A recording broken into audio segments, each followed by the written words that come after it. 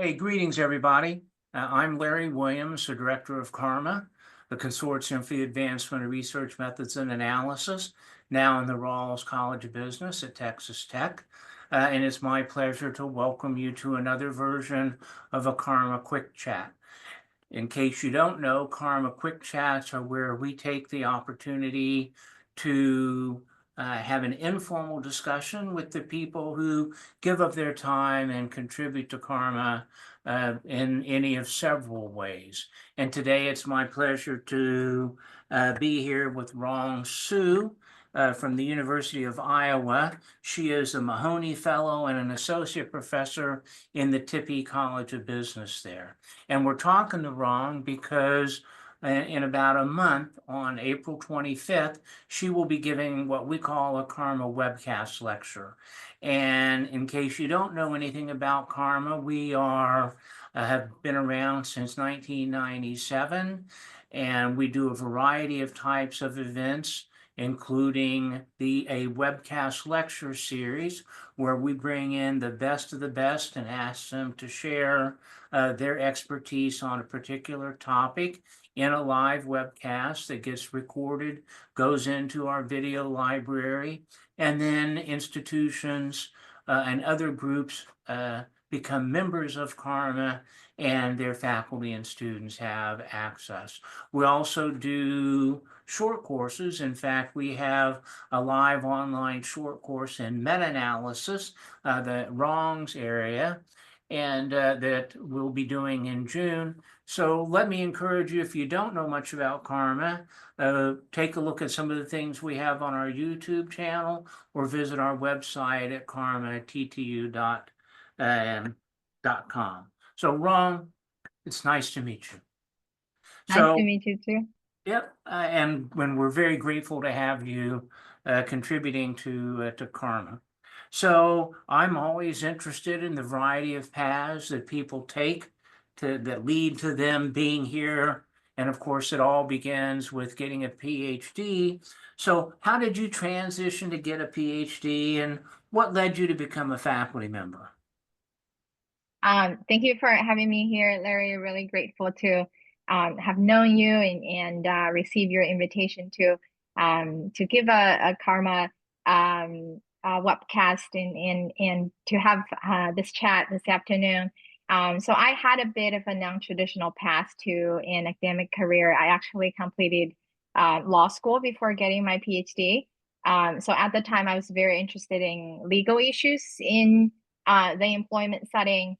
But what I learned about myself in law school was that I really enjoyed the logical process in figuring out an answer to a question, especially questions about, why a problem exists in the first place, like why are there gender career gaps in the society, and what can organizations and policymakers do to reduce those gaps? And I enjoy the intellectual exchange with people in this process. So that's why I eventually decided to get a PhD so I can actually do research on some of those questions. It was a difficult decision, of course, to give up a promising career in law, but I don't regret it. I think it has worked out okay for me. And I think I've put the skills I've acquired in law school to good use in this career. Yeah. Yeah, I'd say it certainly turned out well for you. So, well, mentioning grad school, you went to the University of Illinois and their IO Psych program, a great program. And so, what would you say as you reflect? I mean, you're doing very well with your career, obviously. Are there specific things that you can look back at and say, yeah, that's something I learned in graduate school, that is really serving you well, has served you well in your career? So what were the key things that happened to you that have led you to have the success that you have? Thank you, Larry. So a few things come to mind. I would say the first thing is learning that working independently and working proactively is really important. Because in this career, we have a lot of autonomy, we have a lot of freedom to make decisions about what we study and at what pace, and how do you go about conducting the studies you do. So I think that independence and proactivity that I learned in graduate school during those years at Illinois, um, have really served me well. The other thing I will say is that a solid methods training really goes a long way. And I'm not Mhm. just saying that, because I'm interviewing with you, Larry. I was very fortunate, as you mentioned. So, Illinois IO program has a strong tradition in quantitative research methods, and I took advantage of that and took a lot of methods courses Mhm. while I was pursuing my PhD in organizational psychology, enough of them to also get a minor in quantitative psychology. Mhm. And I think having the knowledge about some of the advanced methods has made me a better theorist as well, because that has allowed me to ask research questions that I otherwise wouldn't know that I could ask should I not know those methods. So, Yes.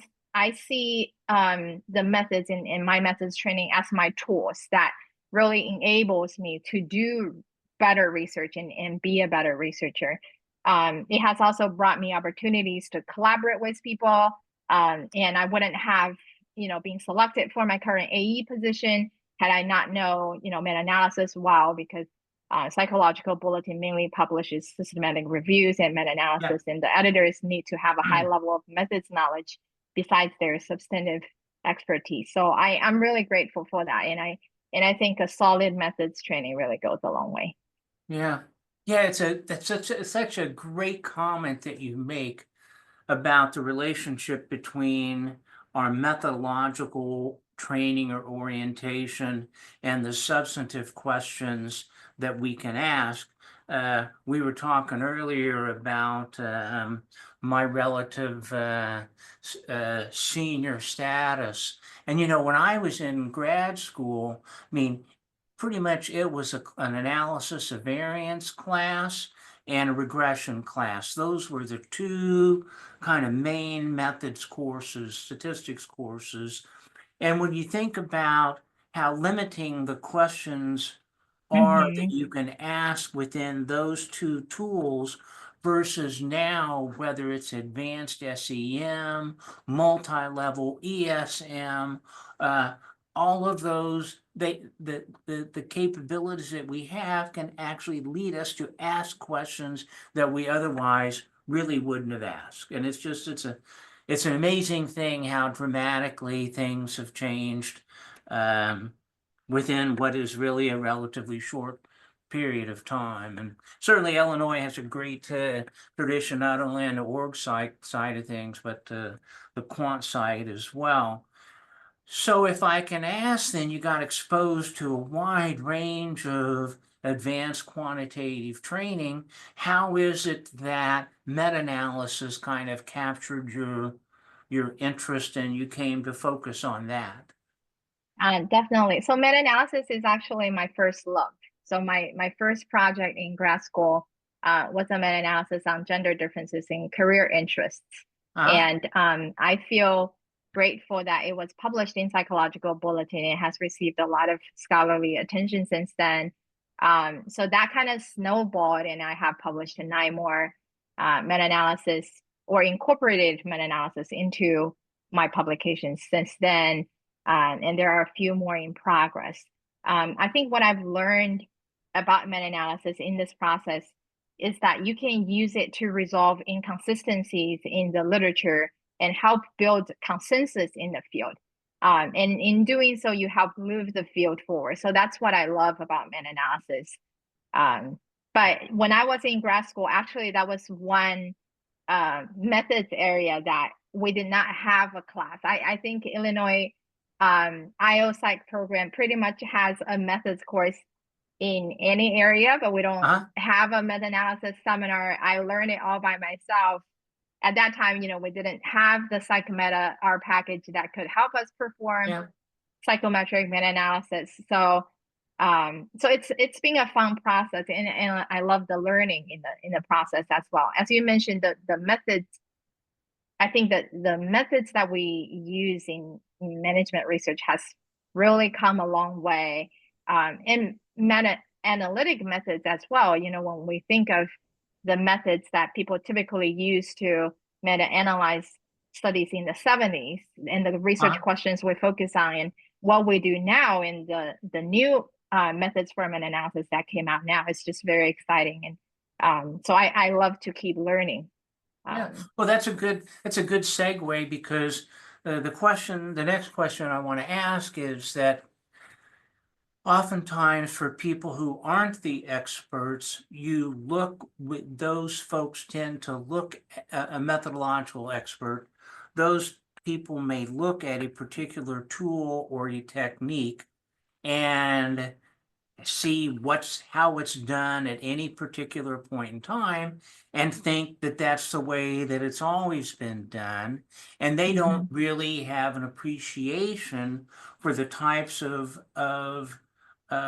research and scholarship that is done that advances our methods and that leads our literatures to go through changes. So you've had the advantage of looking at meta-analysis now over the period of time since graduate school. You kind of alluded to some of those changes. How is it different now? What are some of the things that the meta-analysis methods folks have kind of been working through and that they study? Um, Definitely, I can talk about this in two aspects, and one is kind of the topic areas that management Mhm. scholars have used meta-analysis to study, and the other one is kind of improvement in the methods itself as well. So I think when the method was developed in the 70s, by Hunter and Schmidt, it was primarily for answering questions about the validity of selection procedures and predictors for outcomes that we care about in human resource management. Yep. But nowadays, meta-analysis continue to be commonly used to answer research questions in HR, of course.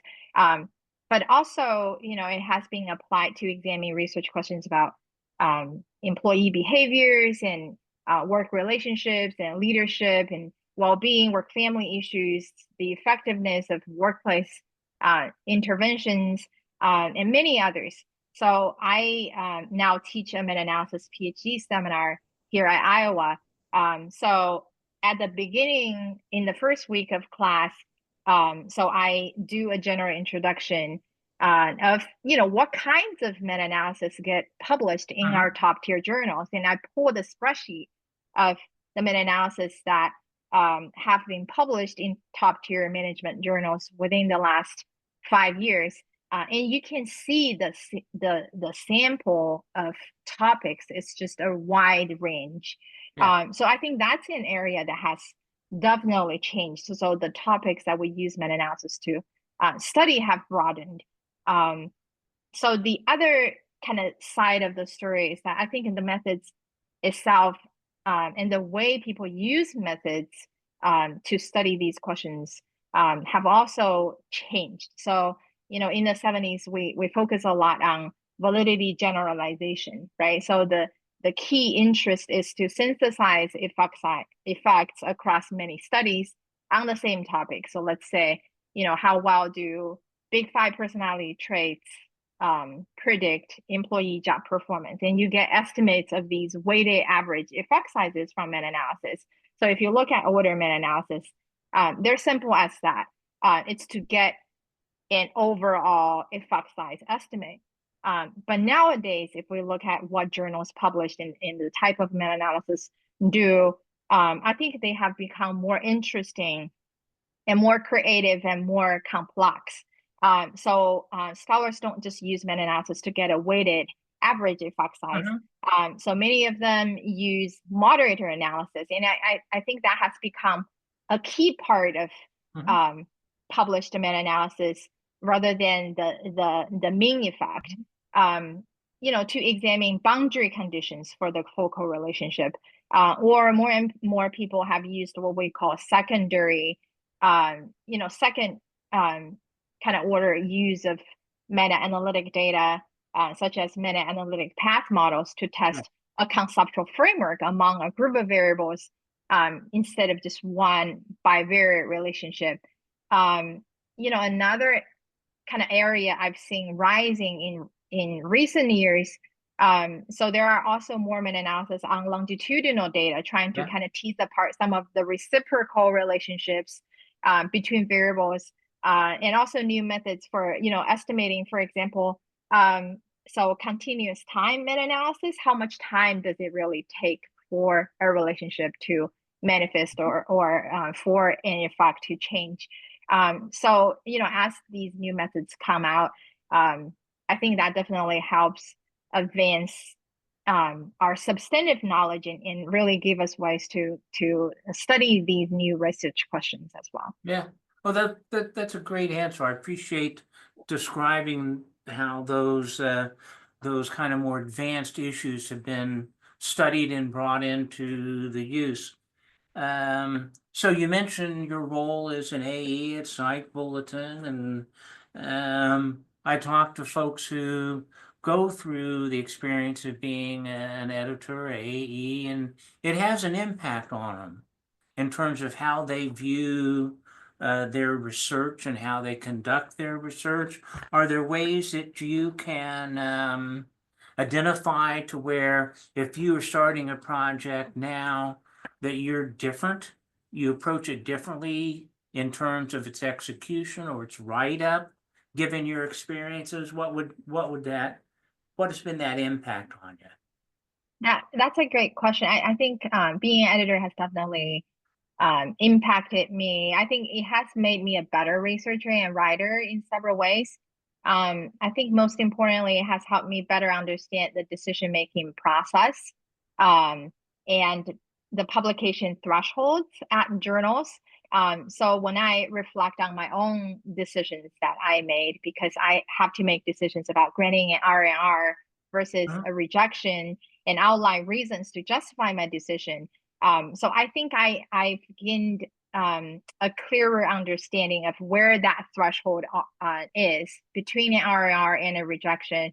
I have, a clearer understanding of the fatal flaws that would lead to a Mhm. rejection versus things that can be improved. And as an author, I think I focus a lot more on making sure that we don't have those fatal flaws and Mhm. improve those things that can be improved as much as possible. Um, so that's one. And I also think a lot more now about the potential impact of my projects. Mhm. Um, so I think as a junior author, I thought a lot about the details of my study, right? So like the design of my study, the rigor of my methods, and things like that, and how to write a paragraph. So now, in Psychological Bulletin, because it's a multidisciplinary journal that targets a broad audience, a lot of the times the question I ask when evaluating a paper is, does this work have the potential to move the needle in the Mhm. field of psychology and other related fields of social sciences that make it worth being published, or is the contribution so incremental or narrow that it falls kind of below our publication threshold? I think this question is difficult to wrap my head around. When I was a kind of a junior scholar Mhm. or before becoming an editor, it's hard to think about contributions. But now seeing a lot of papers and having handled a lot of papers, I have a clear understanding of the contribution and that potential impact of the paper. And that's often the first thing I think about, um, of about my own work as well. Yeah. And of Well, course, I think. oh, I'm sorry. Go ahead.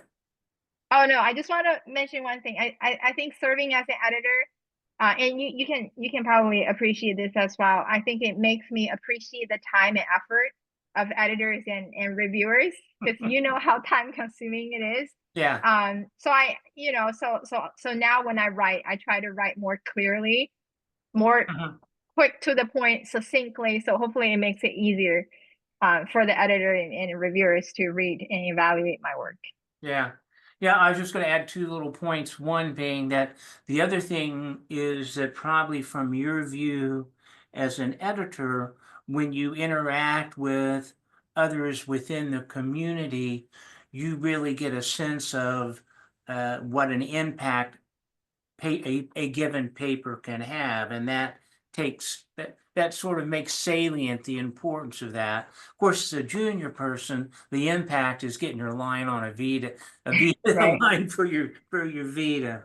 But that's right. a great description of your of how it is being an editor. And of course, being an editor is a role that you play within this broader, for lack of a better word, ecosystem that involves the publishing community and the academic community. And, um, there will be some that feel like we got some challenges, and so what's your view on, are there things that trouble you the most about that ecosystem, about how we, on the one hand, we evaluate articles once they get published, come promotion and tenure time, versus the whole range of issues that can occur within the submission and review and ultimate publishing?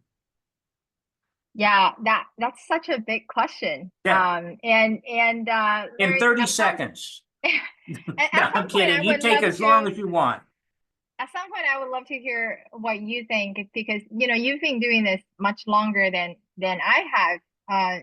If I remember correctly, ORM was established in 1998, right? Like a Right. year after Karma. Yes, Karma, started Karma in 97, and we published the first issue in 98.